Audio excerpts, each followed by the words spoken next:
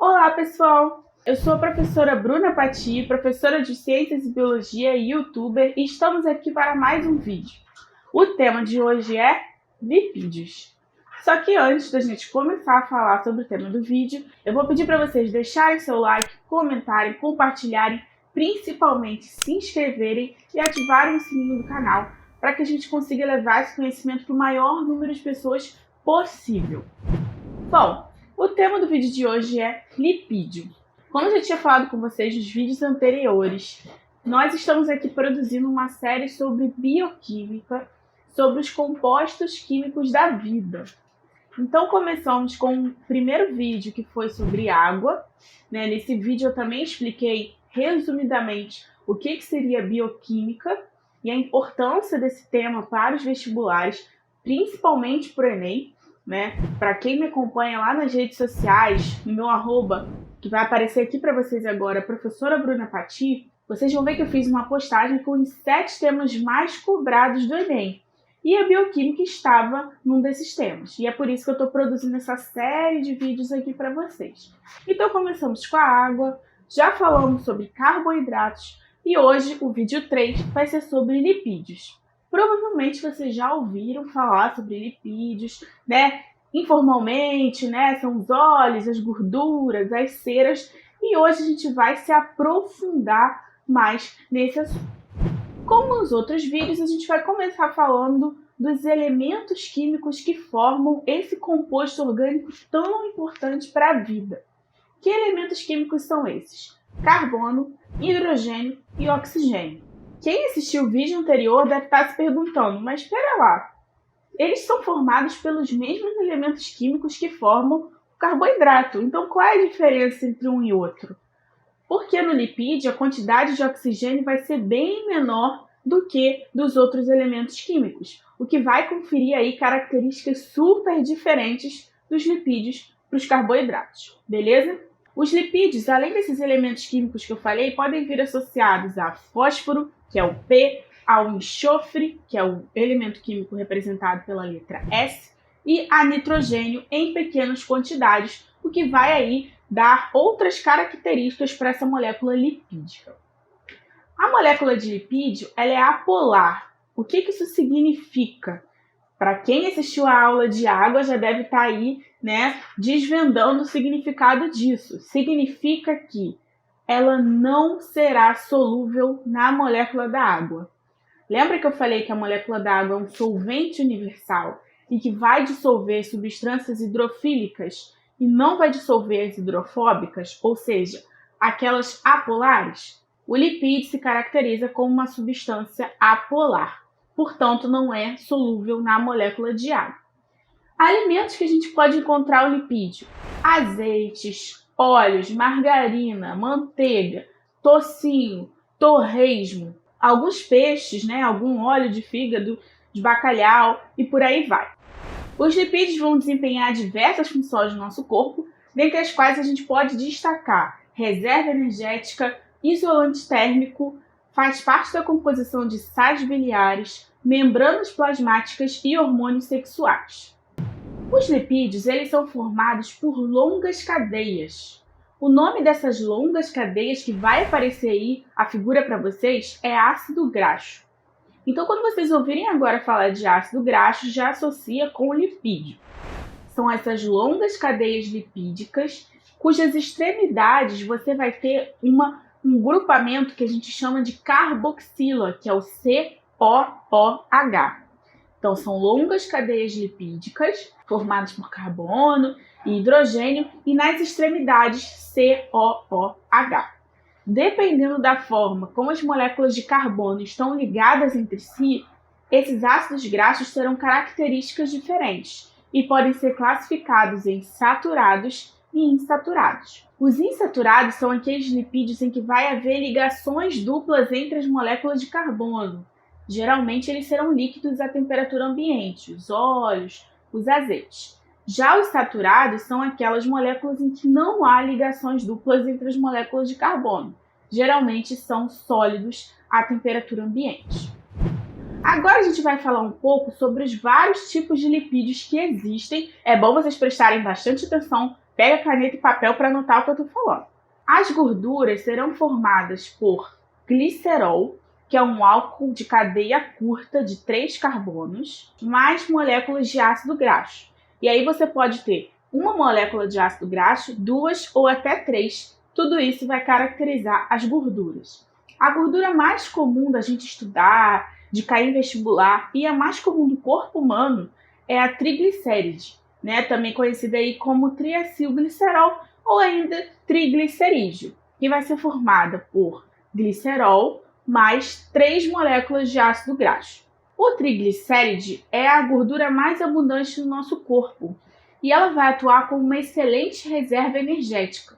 E isso por quê? Porque ela vai conseguir guardar o dobro de energia, por exemplo, do que carboidratos e proteínas. Em 1 grama de gordura, a gente tem cerca de 9,1,2 calorias, enquanto que em carboidratos e lipídios você tem praticamente a metade, cerca de 4,1. Então, esse já é um ponto importante para ela ser nossa reserva energética. Lembrando, reserva energética é diferente de fonte de energia. Fonte é algo que você consome, te dá energia para agir já naquele momento, como a gente falou no vídeo de carboidrato. E reserva energética é quando você guarda aquela energia para vocês, né? Você estoca para você usar quando precisar. Uma outra característica que faz com que essa seja a gordura mais abundante do nosso corpo é o fato dela ser apolar. Pelo fato dela ser apolar, eu consigo armazenar a gordura em um espaço muito menor. Por quê? Já que eu não preciso de água para armazenar essa gordura, eu consigo estocá-la num menor espaço. Uma coisa muito interessante sobre as gorduras também são que mamíferos e aves de regiões frias estocam gordura para passar o inverno, né? Para servir como fonte de energia, né? Como reserva energética, como isolante térmico ou ainda como uma proteção. E aí eles fazem um fenômeno chamado de interconversão metabólica. O que é interconversão metabólica? Mesmo que a dieta deles não seja rica em lipídio, eles vão transformar tudo que eles consomem, seja carboidrato, proteína, em lipídio para conseguir fazer esse armazenamento para o inverno. É um fenômeno bem interessante, característico de animais de regiões mais frias. Agora a gente vai falar sobre as ceras. As ceras são formadas por um álcool de cadeia longa, bem maior do que aquele de 3 carbonos, que a gente falou da gordura, mais moléculas de ácido graxo. As ceras são abundantes aí no corpo dos vertebrados, nas plantas, né? Por exemplo, nós teremos cera no nosso corpo, no nosso ouvido, né? Quem já limpou o ouvido viu que a cera é meio gordurosa, porque ela é lipídica. Ela vai ter função protetora no nosso ouvido. Além do nosso ouvido, a gente vai ter cera sendo produzida pela nossa pele, né? Por nossas glândulas, com a finalidade de umidificar a nossa pele. Um outro exemplo de cera que também é produzida, por exemplo, pelas aves. As aves vão produzir as ceras para que as suas penas fiquem impermeabilizadas. Com isso, elas conseguem, por exemplo, nadar sem ficar com as penas muito encharcadas, ou ainda em dias de chuva elas conseguem voar. Porque as aves elas têm várias adaptações, depois quando a gente for falar de ave, especificamente a gente vai ver, mas vale salientar que as aves elas têm várias adaptações para que elas sejam mais leves, né? Então não é interessante que ela fique encharcada, senão ela não vai conseguir voar. Um outro exemplo de cera que a gente pode destacar é o presente nas folhas, né? Se a gente for olhar aí para as folhas das plantas, muitas delas quando estão bem verdinhas, elas são brilhantes. E isso é por conta da cera. A cera ela faz um papel impermeabilizante, evitando que a planta perca água em excesso para o meio ambiente, além de ter um papel aí protetor. O próximo tópico são os fosfolipídios. Os fosfolipídios são um tipo de lipídio muito peculiar, muito interessante e que com certeza pode cair para vocês nos exames de vestibular. E isso por quê? O fosfolipídio é essa moléculazinha que vai aparecer aí para vocês agora. Ele lembra um cotonete, né? Ele tem uma região que é conhecida como cabeça, né? A região mais arredondada que vocês estão vendo aí, e uma perninha, né? Que é a região conhecida como cauda. Tá aparecendo aí para vocês. Ele vai ser formado por uma parte lipídica, e essa parte a gente já sabe que vai ser apolar, que não vai ter afinidade com a água. E ele vai ser formado por uma parte de ácido fosfórico. E essa parte tem afinidade com a água. Olha que interessante. Então, a região da cabeça dele, né, que é essa região mais arredondada, a gente diz que é a região da cabeça hidrofílica e a cauda dele é a cauda hidrofóbica. Ou seja, a cabeça dele, que vai ser formada pelo ácido fosfórico, vai ter afinidade com a água, enquanto a cauda, que vai ser formada de lipídio, não vai ter. Então, como que essa molécula de fosfolipídio vai se comportar em meio aquoso? A molécula de fosfolipídio forma as nossas membranas plasmáticas. Ela é o principal componente das nossas membranas. Quando a gente tiver uma aula só de membranas, a gente também vai falar sobre isso, né? Mas ela vai se comportar da seguinte maneira. Forma-se uma bicamada, vai aparecer aí para vocês também. Uma dupla camada de fosfolipídios que vai fazer com que as cabeças, que têm afinidade com a água, fiquem voltadas para os meios aquosos, seja o meio externo ou o meio interno celular. E as caudas, vocês estão vendo aí, elas ficam protegidas. Elas ficam, né, umas juntas em relação às outras, sem contato com o meio aquoso. Então é dessa forma que o fosfolipídio vai se comportar. Ele forma essa dupla camada que vocês estão vendo aí na nossa membrana plasmática também. Os terpenos são um grande grupo de lipídios cuja principal característica em comum é ser formado por uma molécula precursora de isopreno que vai aparecer aí para vocês darem uma olhada. Não vou entrar em maiores detalhes sobre essa molécula, que essa parte é mais química mesmo. Vou falar mais a parte biológica. Um exemplo de terpeno que a gente consome aí no nosso dia a dia são as cenouras e as abóboras. As cenouras e as abóboras, elas são formadas por um tipo de terpeno chamado beta-caroteno.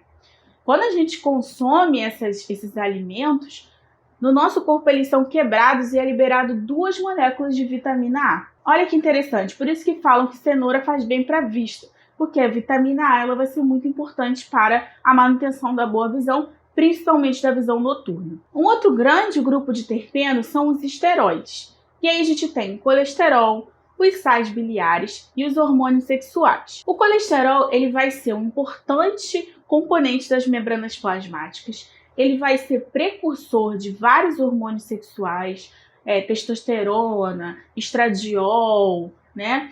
E além disso, ele vai ser componente dos sais biliares. Então, ele é um importante elemento no nosso corpo.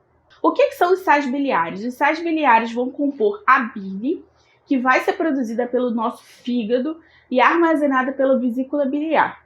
O que a bile faz de tão importante? Ela é nosso detergente natural. Ela emulsiona as gotículas de gordura. Então, a gotícula de gordura é enorme e não tem como a água acessar. O que a bile faz? Ela quebra essa gotícula de gordura em vários outros pedacinhos para que a enzima lipase no nosso intestino consiga agir. E só vai ter bile porque tem colesterol. Os hormônios sexuais são aqueles hormônios que vão nos dar o que a gente chama de características sexuais secundárias e também só são produzidos por conta do colesterol. Agora, um outro exemplo, né, de esteroide que a gente não costuma abordar, mas eu nas minhas aulas e nesse vídeo eu vou falar, porque uma vez caiu na prova da UERJ específica e como é uma coisa que a gente não costuma falar, né, muita gente acabou errando, que é o equidizona. O equidizona é um hormônio esteroide presente nos artrópodes, né? Quando eles precisam fazer a muda, porque os artrópodes eles vão ser formados por um exoesqueleto, ou seja, um esqueleto externo, né? E eles precisam mudar esse exoesqueleto conforme eles vão crescendo, porque o esqueleto não acompanha o crescimento do corpo. Como é que eles sabem a hora de fazer muda? Através do equidizona. O equidizona que vai dizer para eles a hora que eles precisam fazer essa muda, igual está aparecendo nesse desenho aí para vocês agora. Como eu falei, o colesterol ele vai ser um importante componente do nosso corpo, mas vocês já devem estar aí pensando como ele vai ser transportado através do sangue, já que o sangue é formado basicamente por água e o colesterol é apolar. Para isso, nós temos lipoproteínas que fazem esse transporte de colesterol para a gente. Existem 2 lipoproteínas principais, que são as chamadas LDL e HDL, que é a lipoproteína de baixa densidade, LDL, e lipoproteína de alta densidade, HDL, né? Tá em inglês, por isso que é a sigla, né, de low e de high. que também são conhecidas aí como mau colesterol e bom colesterol. Qual é a diferença entre um e outro? Vocês já devem ter visto exame de sangue, né? O médico falar, tá com colesterol mal alto. O que isso significa? A LDL, que é também conhecida como mau colesterol, vai aparecer um desenho aí engraçado agora para vocês fixarem bem isso na mente de vocês. O que a LDL faz? Ela pega o colesterol que a gente consome na nossa dieta diária e que também é produzido pelo nosso fígado e leva e deposita no nosso organismo. Enquanto que a HDL, que é o bom colesterol, ela faz o caminho contrário. Então ela pega o colesterol que está em excesso no sangue e leva para o fígado destruir. Por isso ela é chamada de bom colesterol. Em situações normais, essas duas lipoproteínas agem em equilíbrio. Mas, às vezes, se uma pessoa tem um desvio metabólico que produz muito colesterol, ou a pessoa está consumindo muito colesterol na sua dieta, o que vai acontecer? Um desbalanço. Essas proteínas não vão dar conta de fazer o transporte de colesterol de forma eficiente. O fígado não vai dar conta de destruir esse tanto de colesterol que está chegando. Então, a LDL, que é o mau colesterol, começa a depositar esse colesterol no nosso corpo em excesso, incluindo as nossas artérias. E se isso continuar a acontecer, a pessoa pode desenvolver a aterosclerose, que é um depósito de gordura nas artérias, o que vai fazer com que elas fiquem endurecidas, né, diminuindo a passagem do sangue e fazendo com que a pessoa tenha chance aumentada de ter infarto, AVC e por aí vai. E por último, gente, a gente tem as prostaglandinas, que é uma classe de hormônios locais lipídicos, ou seja, que vão ser produzidos no local e vão ser usados naquele mesmo local. Eles têm várias funções, dentre as quais a gente pode destacar. São super presentes em processos inflamatórios, na pressão arterial para diminuir ou aumentar a pressão arterial, diminuição da secreção gástrica e aumento da contração uterina. O primeiro medicamento sintético, que é o ácido acetil salicílico, que está aparecendo aí para vocês, que muita gente conhece como AS, ele é um inibidor da prostaglandina. Então, ele vai bloquear essa ação desse hormônio local. Então, ele é usado como antipirético, né, para diminuir a temperatura, analgésico, alívio da dor e anti-inflamatório. Então, gente, hoje a gente fica por aqui. Espero que vocês tenham entendido tudo. Qualquer dúvida, qualquer coisa, pode colocar nos comentários. Pode me procurar nas outras redes sociais, Instagram, Twitter, Facebook. Estou disponível para tirar a dúvida de vocês. Mas é interessante que vocês deixem um comentário aí na caixa de comentários do YouTube. Isso vai fazer com que o meu vídeo chegue para mais pessoas. Agora eu vou dar aqueles recadinhos de sempre. Deixa seu like no vídeo, comenta, compartilha, manda para os amigos, manda para a família, aquele amigo que está estudando para o vestibular, aquele amigo que tem dificuldade em biologia na escola. Vamos disseminar ao máximo esse conhecimento. Se inscreva, principalmente se inscreva no canal, ative o sininho e me ajudem a contribuir para a democratização do ensino de ciências. Até a próxima, gente!